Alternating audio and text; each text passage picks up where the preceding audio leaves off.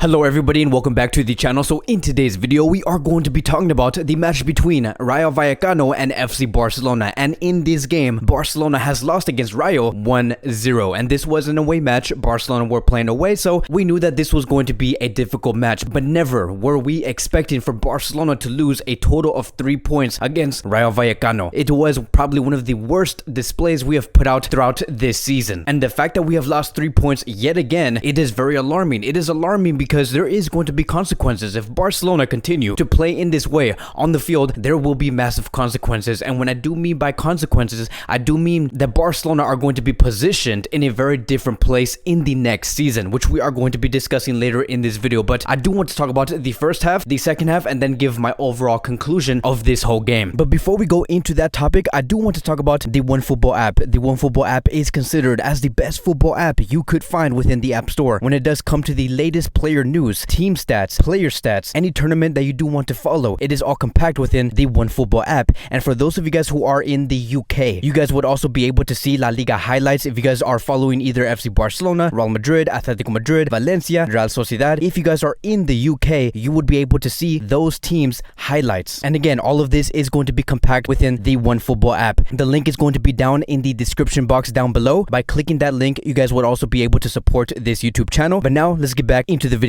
So starting with the first half. Now in the first half, it was so clear that Barcelona were playing very flat. There was no spirit, right? The players showed that they did not even look like they wanted to win in this game. And again, these are going to be the type of things that we are going to be seeing throughout the rest of this season, because when you do have a coach that does not bet on the youth players, that does not want to think about maximizing the youth players within this Barcelona club, when you are a coach that finds external excuses on why a performance was put out like this only to protect yourself, you're going to be having players and you're going to be placing these players in very delicate positions where they're not going to want to play for you, where they are not going to be showing pride on wearing the Barcelona badge. Many of these players, I do feel like, are not even convinced on wanting to play for Ronald Koeman. And you just look at the approach and the attitude these players had, you can just get a feeling that this club officially, Barcelona, it is officially a mid-table club. And I do want to give special recognition towards Rayo Vallecano for doing so well. I want to give them my respects because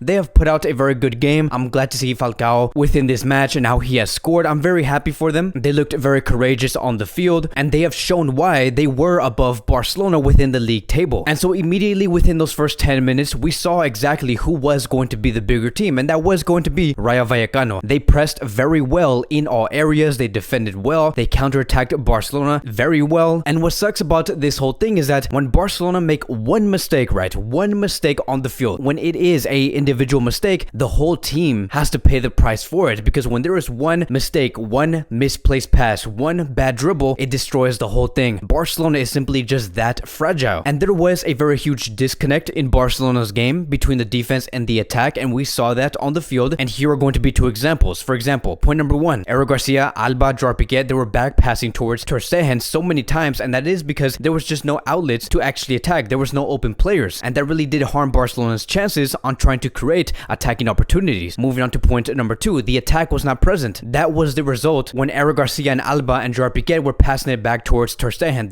The attack was just not there, and that includes Memphis Depay, Agüero, Felipe Coutinho, Serginho Dest. None of these players were basically doing anything within the first half. If we look at Coutinho's game specifically, he came out from the first half without winning a single duel as a central attacking midfielder, and he tried to attempt 2 total dribbles, but he has completed a total of 0. And this is a very concerning thing, because when you are Felipe Coutinho, right, when you are in that position to play as a central attacking midfielder within a 4-2-3-1 system, Coutinho's role is very important. Like, when he is not doing well, then 90% of the things will not go well on the field, because those are going to be areas, right, where Coutinho does play. Those are areas where you need to exploit, you need to maximize those areas, you need to be efficient in those areas. If a club wants to succeed in a 4-2-3-1 system, the central attacking midfield position, right, the cam position, has to be a very decisive part. It has to be one of your best functioning areas, and Coutinho was not doing well tonight, and Barcelona have paid the price on that. There were so many defects. Lack of planning was also very present in this Barcelona squad, and in result, you are going to be coming out from that first half with a total of 0 shots on target. But one thing that I really do want to point out is going to be this. I want to go into the 30th minute within the first half, because that is when Rayo Vallecano scored their goal, and they have basically won that game from there on. And I remember that on that moment when Rayo did score, and the way that they did score, many were saying that the reason why Barcelona conceded that goal, it was of Busquets. Busquets is a horrible player.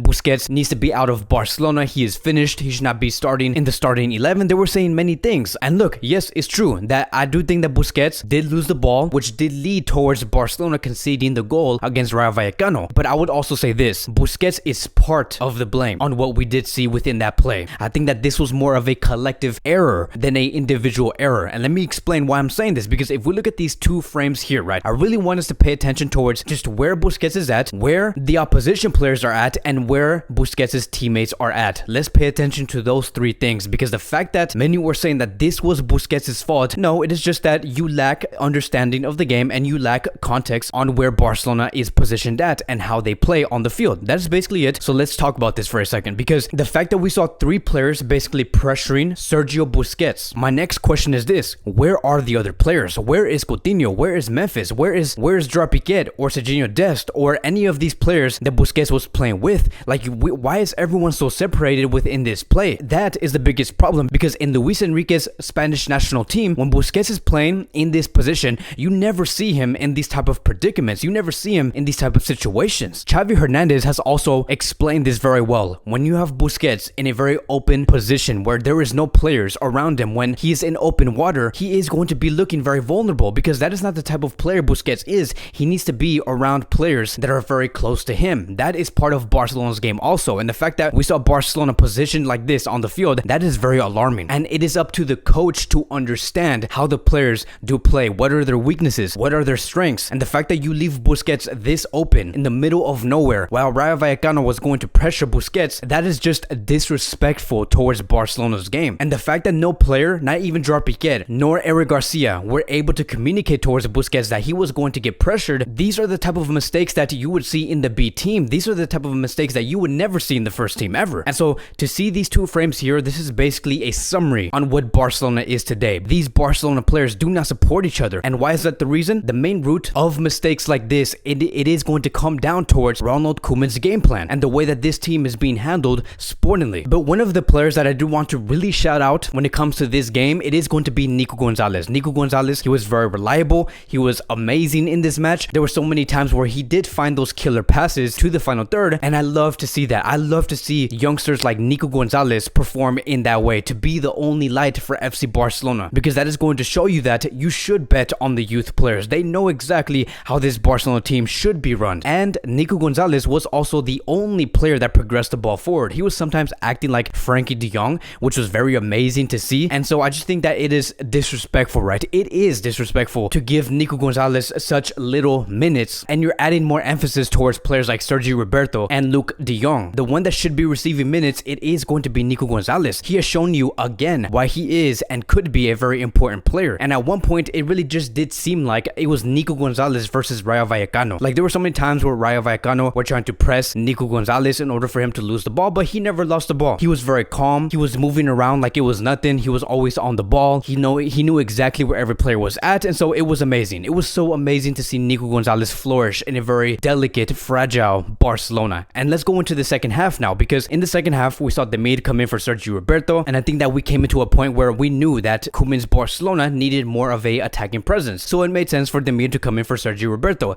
And I think that it is also a coincidence to see Demir come in, because remember, there were reports stating that Koeman no longer betted on Yusuf Demir, that he believes that Yusuf Demir is not good enough, that he is not Barcelona material. And so the fact that we saw him come in very early in the second half, it was a very big coincidence. So in this game, Barcelona and Rayo Vallecano, they were playing much more open. Barcelona was attacking more, and Rayo Vallecano was also attacking way more. There were many more opportunities, but at no point in this game did Barcelona show that they were much more superior than Rayo Vallecano. The only players that I would call out when it comes to Barcelona actually doing some damage towards the opposition, it would be either Nico, Agüero, or Serginho Dest. But that was basically it, and these players were playing very individual. None of them were playing as a collective. And then let's fast forward towards the 72nd minute, because Memphis Depay was handed the opportunity to score a penalty, which was saved, unfortunately. And I remember at that time that Barcelona and Koeman and every fan was just in such a disbelief to see that not even a penalty can save us, that Barcelona have so much trouble scoring that we can't even score penalties. And so Barcelona had so much trouble trying to find a goal inside the box.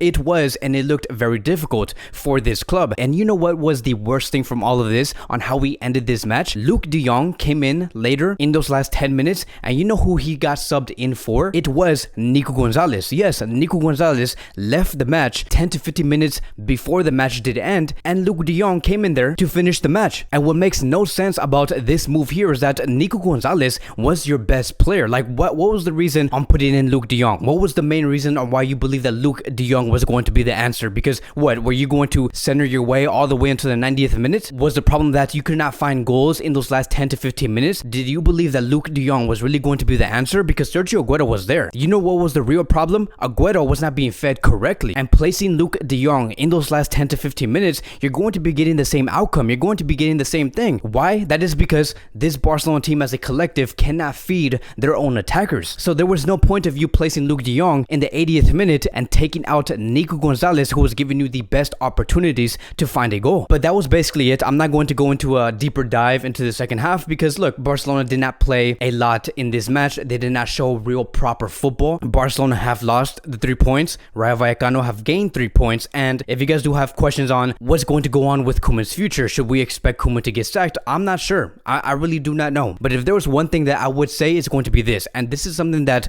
I have not said yet throughout this YouTube channel, but I'm going to be saying it here. And I'm not saying this because of frustration or because I'm mad. I know exactly what I am going to be saying here, and I honestly do believe that this could happen. So this is going to be it, right? If Joan Laporta does not act quickly, which I do want him to do, I need him to act very quickly when it does come to the managerial position. But if he does not act quickly, there is going to be consequences. Because if Koeman continues to be the Barcelona coach for the rest of this season, if they believe that that is going to be the idea, or we keep Koeman until February or March, then I honestly believe that Barcelona is going to go into the Europa League. Like I'm not saying this through frustration. I'm not saying this because I'm mad because we lost 3 points. No, I honestly believe that based off what we have been seeing, Barcelona is going to be seeing the Europa League next season because Barcelona is simply in that position. We're going to be seeing it. I do see Barcelona having a very tough time getting into the top 4 or in the top 5. And if the reason coming from Joan Laporta is going to be the money issue, right? Something that many of you guys have been saying in the comment sections, I would really suggest Joan Laporta to reconsider, to make some sacrifices, to squeeze out some money, to do something. Because you know what's going to happen when you continue to say that we have no money